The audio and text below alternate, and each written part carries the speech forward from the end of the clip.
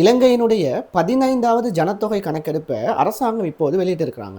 இதுக்கு இந்த கணக்கெடுப்பு 2014ஆம் ஆண்டு நடைபெற்றுச்சு. இதுல முக்கிய சிறப்பம்சம் என்னவென்றால், இலங்கை வரலாற்றிலேயே இந்த முறை தான் முதலாவது எலக்ட்ரானிக் டிவைசஸ், அதாவது போன், டேப்லெட்ஸை யூஸ் பண்ணி இந்த கணக்கெடுப்பை செஞ்சிருக்கிறாங்க. இந்த கணக்கெடுப்பின்படி இலங்கையில மொத்த சனத்தொகை இப்போது வரைக்கும் 2,17,81,800 பேர். 14வது ஜனத்தொகை கணக்கெடுப்புக்கும் 15வது ஜனத்தொகை கணக்கெடுப்புக்கும் இடையிலான வித்தியாசம் 12 வருஷம். இந்த 12 வருஷத்துல இலங்கையுடைய சனத்தொகை 14,22,361 அதிகரிச்சிருக்கு. இந்த கணக்கெடுப்பின்படி இலங்கையில 51.7% ஆண்களும் 48.3% பெண்களும் இருக்கிறாங்க. இது எந்த அளவான ஒரு கெப் ஒன்று சொன்னா, 7,57,112 ஆண்கள் பெண்களை விட அதிகமாக இருக்கிறாங்க இலங்கையில. இந்த ஆண்களுக்கும் பெண்களுக்குமான கெப்புக்கான விகிதம் எப்படி இருக்குண்டா 193.3% இருக்கு. அதாவது ஃபார் எக்ஸாம்பிள்,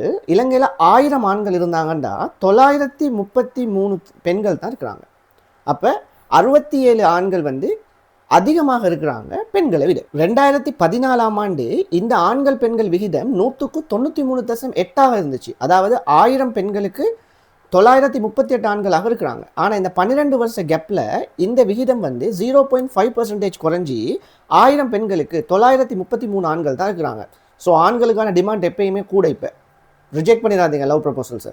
டிஸ்ட்ரிக்ட் அடிப்படையில் ஆகக்கூடிய சனத்தொகை இருக்கிற டிஸ்ட்ரிக்டாக கம்பஹா, கொழும்பு மற்றும் குருநாகல டிஸ்ட்ரிக்ட் இருக்குது. ஆக குறைந்த சனத்தொகை இருக்கிற டிஸ்ட்ரிக்டாக முல்லைத்தீவு டிஸ்ட்ரிக்ட் இருக்குது. இலங்கையில் 18 தொடக்கம் 55 வயதுக்கு இடைப்பட்ட மக்கள் தான் அதிகூடிய அளவில் இருக்கிறாங்க. அதாவது 1,20,00,000 சம்திங் அவங்க இருக்கிறாங்க. மேலும் 14 வயசு குறைந்த பிள்ளைகள் 45 லட்சம் இருக்கிறாங்க. இந்த 12 வருட கேப்பில் இலங்கையுடைய சனத்தொகை வளர்ச்சியை பற்றி நீங்கள் என்ன நினைக்கிறீங்க? இந்த 12 வருஷ கேப்பில் இலங்கை சனத்தொகை கிட்டத்தட்ட 14 லட்சம் கிட்ட கூடி இருக்கு.